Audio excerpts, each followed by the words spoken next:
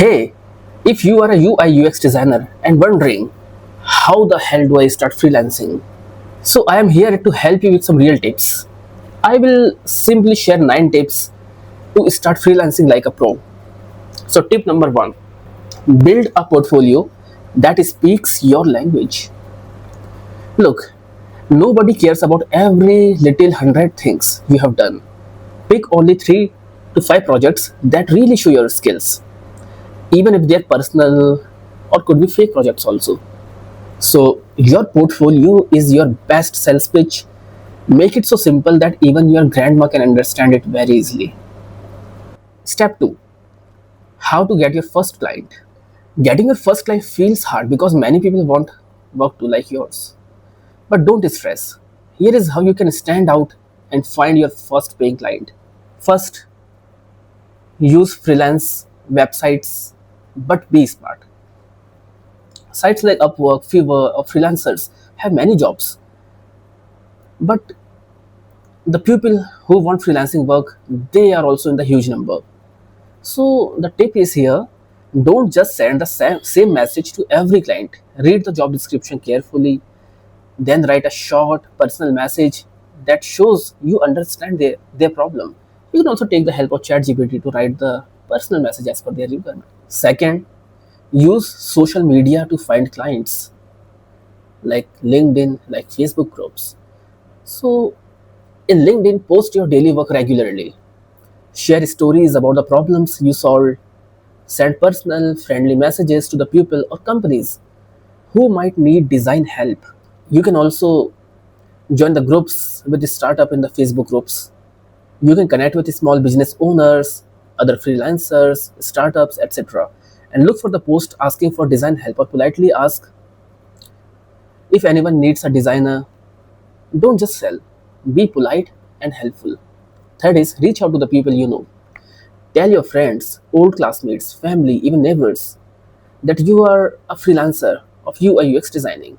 It may be like they might not need your work, but they may know someone who needs design freelancing work, right? Okay, tip number 3, set realistic prices. Don't sell yourself short, but don't overprice either. Know your worth and price accordingly.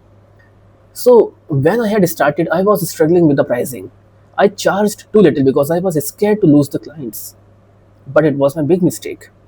So now it's say, first of all, check what other new freelancers are charging in Upwork, in Fiverr, etc. Start there, but don't go crazy low. It kills your confidence and value also. For an example, if a project pays $5,000, so don't quote $500 just to win it. Be honest about your skills and time. Charge what feels fair and be ready to explain why. So, tip number 4, define your work and payment terms clearly. Protect yourself, first of all. So, once upon a time, I started a project without committing the scope properly.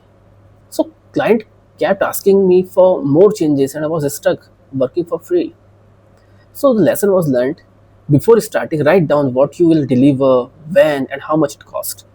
Even if it's just a chat or email, it will count as an agreement. And also ask for 30 to 50% payment upfront. This way, you know that they are serious and you don't get ghosted after spending hours of work.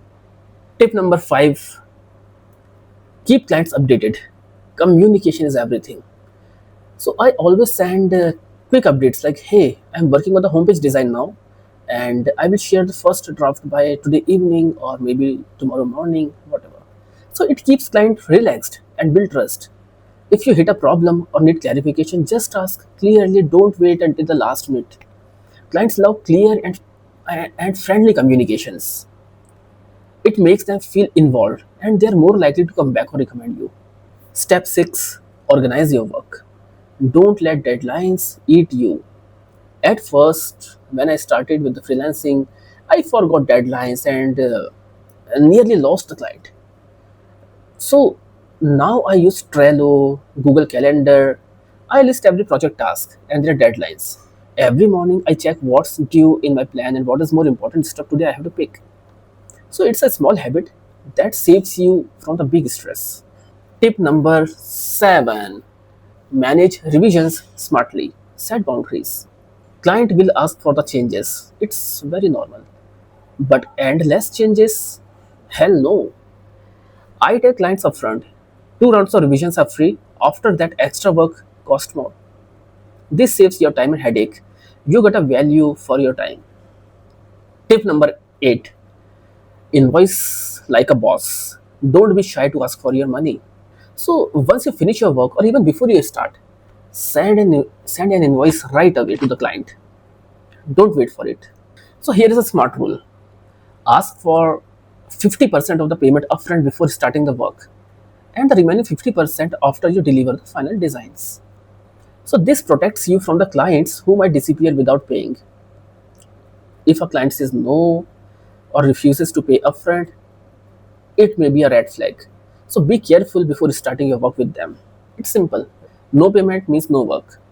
Simple and fair. Okay, tip number 9. Build good relationships. It's not just about one project. If you do a good work and communicate well, client will come back or tell their friends about you.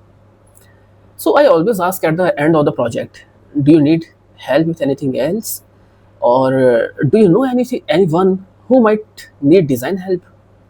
So this simple step got me repeat work and referrals too. Okay, so that was my real talk. No fluff. It is just what actually works for me.